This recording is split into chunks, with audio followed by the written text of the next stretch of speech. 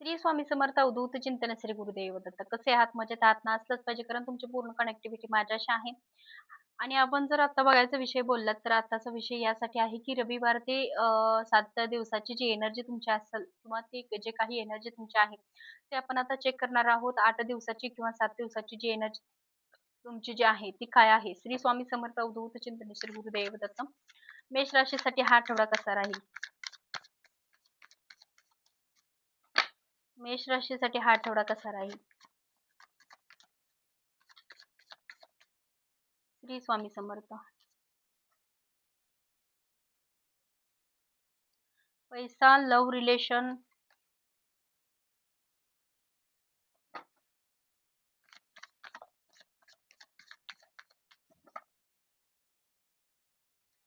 चिडचिड होते. चिडचिड कशासाठी होते? वादविवाद होतोय, चिडचिड होते, मनस्थिती बरोबर नाही, राग म्हणजे खूप येतोय, कोणत्या गोष्टी पटत नाही, सहज बोललं तरी मनावर राग येणे, भांडण होणे, न कारणावरून किरकोळ कारणावरून भांडण होणे. मेष राशीसाठी फॅमिली फॅमिलीमध्ये आहे वाद.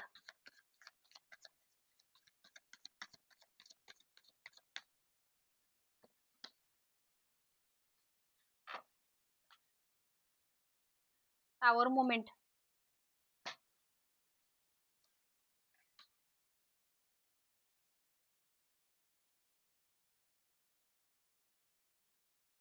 ओके. श्री स्वामी समर्थ अवधूत चिंतन श्री गुरुदेव दत्त. श्री स्वामी समर्थ. तर आताची एनर्जी आपण बघणार आहे की मेष राशीसाठी येणारा आठवडा कसा आहे. तर चला आता आपण सुरुवात करूया की मेष राशीसाठी आठवड्यामध्ये पैसा संदर्भात थोडे प्रॉब्लेम राहतील किंवा पैशा संदर्भात तुमचे लव्ह रिलेशन काहीतरी कमी पडताना दिसतंय किंवा थांबताना दिसतंय किंवा लव्ह रिलेशन मध्ये कुठेतरी पैशाचा बॅलन्स असला पाहिजे.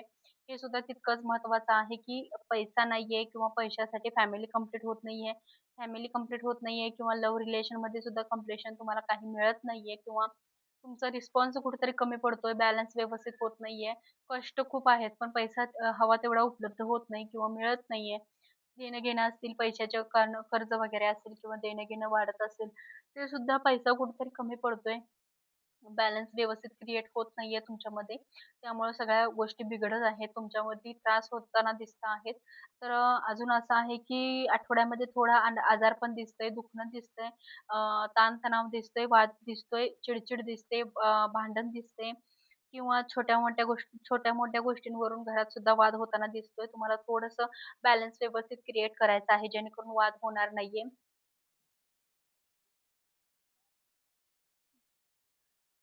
अजून या आठवड्यामध्ये अबंडन्स कोणत्यातरी गोष्टीचं मिळताना दिसतंय. प्रेम संबंध, नातेसंबंध तुमचे खूप छान राहणार आहेत. पण फॅमिलीमध्ये सुद्धा चांगलं आहे. पण पैशा रिलेटेड जास्त प्रॉब्लेम दिसत आहेत. पैशासाठी जो आठवडा तुमचा जाणार आहे, तो फक्त नातेसंबंध किंवा लव्ह रिलेशनसाठी पैशासंदर्भात काही गोष्टी जर तुम्ही करत असाल, तर ते सुद्धा कुठेतरी बॅलन्स व्यवस्थित होत नाहीये. तुमच्या काही गोष्टी बॅलन्स व्यवस्थित जमत नाहीये किंवा त्यामुळे तुमचं कुठेतरी आयुष्य थांबतंय, असं काही गोष्टी घडणार आहेत. कर्ज किंवा देणी-घेणी यासारखा संबंध काही असेल, तर या आठवड्यामध्ये जरा त्रासदायक दिसतोय. त्यामध्ये तुम्हाला काहीतरी बॅलन्स व्यवस्थित क्रिएट होत नाही. तुम्ही टेन्शनमध्ये आहे, थकवा आलेला आहे. खूप कष्ट करून सुद्धा यामध्ये आपल्याला काही सिद्ध होत नाहीये किंवा आपल्याला हवं ते मिळत नाहीये किंवा इतकं कष्ट करून सुद्धा इतकं देणं वगैरे वाढून सुद्धा आपण काय जे करतोय त्यात आपल्याला यश नाहीये. अशा सगळ्या गोष्टी तुमच्यामध्ये घडताना दिसत आहेत.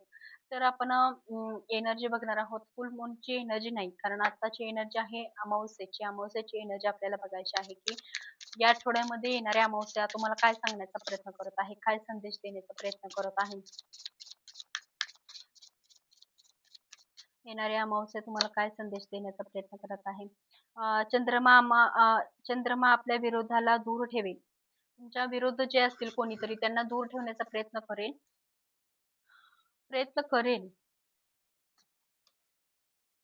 अमावस्येचंच कार्ड आहे. तुला राशी अमावस्या जाणून घ्या. तुम्हाला प्रेम कोण करत आहे.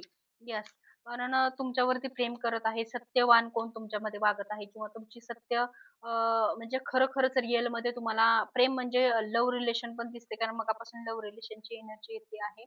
लव्ह रिलेशनमध्ये जर खरंच तुमच्यावरती कोण प्रेम करतंय का हे सुद्धा तुम्हाला समजण्यासाठी किंवा जाणून घेऊन देण्यासाठी हा सुद्धा प्रयत्न त्यांचा राहणार आहे किंवा ती एनर्जी तुमच्यामध्ये आज राहणार आहे. या आठवड्यामध्ये राहणार आहे किंवा येणारी अमावस्या जी आहे तुम्हाला या आठवड्यामध्ये गाईडन्स सुद्धा देताना दिसत आहेत. तुम्हाला ते घ्यायचं आहे. तर दुसरं असं आहे की पैशा रिलेटेड जर काही प्रॉब्लेम असतील तर ते नातेसंबंध, प्रेम, जिव्हाळा सगळं बघा. असं अमावस्येचं येणारी अमावस्या तुम्हाला गाईडन्स देताना दिसते आहे की तुम्हाला सगळी नाती सांभाळूनच मग पुढे जाऊन तुम्हाला या सगळ्या गोष्टी करायच्या आहेत किंवा तुम्हाला बॅलन्स व्यवस्थित पैशा संदर्भात करायचा आहे. तर दुसरी आता मी गणपती बाप्पांच्या डेकमधून बघते. मग कान्हा काय सांगणार आहे किंवा श्रीकृष्ण काय सांगत आहेत आपल्याला हे सुद्धा मी बघते. टॉवर मूव्हमेंट अचानकपणे येताना दिसेल या आठवड्यामध्ये. तुम्हाला पण त्यामध्ये जास्त एवढं हे करायचं नाहीये किंवा त्रास करून घ्यायचा नाहीये स्वतःला. श्री स्वामी समर्थ. अं,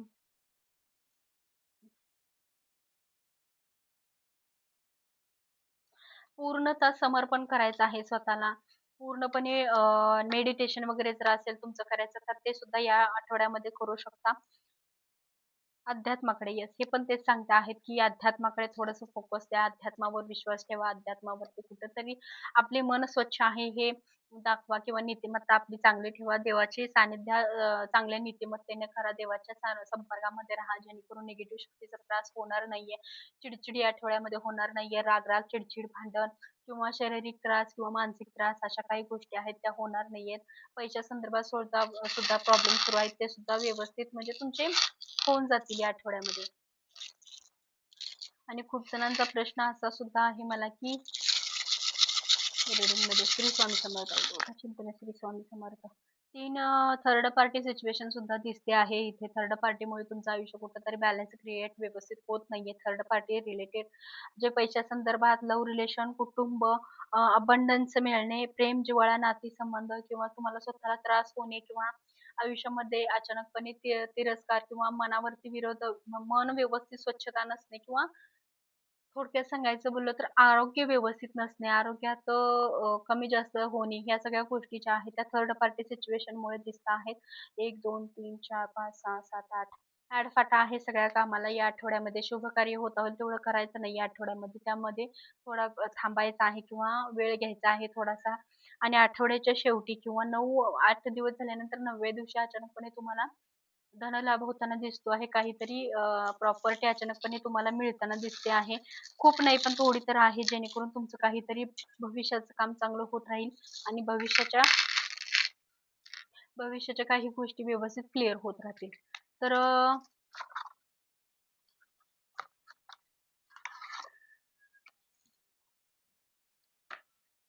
श्रीकृष्ण काय आपल्याला सांगताना दिसत आहे? श्रीकृष्ण श्री स्वामी समर्थ.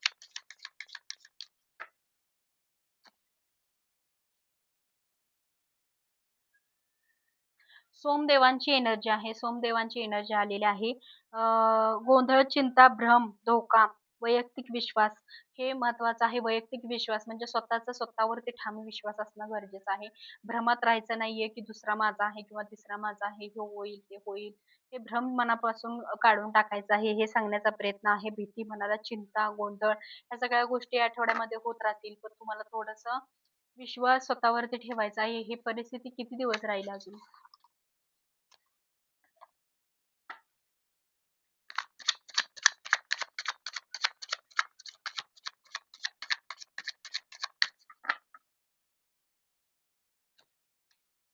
किती दिवस ही परिस्थिती राहील? स्थिती खूप वाईट आहे आता त्यामुळे वेळ चांगला आल्यानंतर ही चांगली वेळ आल्यानंतर म्हणजे आता परिस्थिती इतकी वाईट आहे की तुमचं म्हणजे चांगलं होण्याचे काही चान्स दिसत नाहीये इथं असं सांगण्याचा प्रयत्न आहे. पण नक्कीच की येणाऱ्या काळामध्ये ते सगळं सेल आउट म्हणजे सगळं व्यवस्थित होऊन जाईल. आयुष्यातली नकारात्मक ऊर्जा तुमच्या निघून जाईल आणि सगळं आयुष्य क्लिअर होऊन जाईल, छान होऊन जाईल. तर श्री स्वामी समर्थ. भेटूया पुढच्या ब्लॉगमध्ये, पुढच्या आठवड्यामध्ये जेणेकरून तुम्हाला अजून मी काहीतरी रिस्पॉन्स चांगला देईन जेणेकरून तुमच्या आठवड्यामधली एनर्जी तुम्हाला व्यवस्थित मिळेल. श्री स्वामी समर्थ. अवधूत चिंतन. श्री गुरुदेव. श्री स्वामी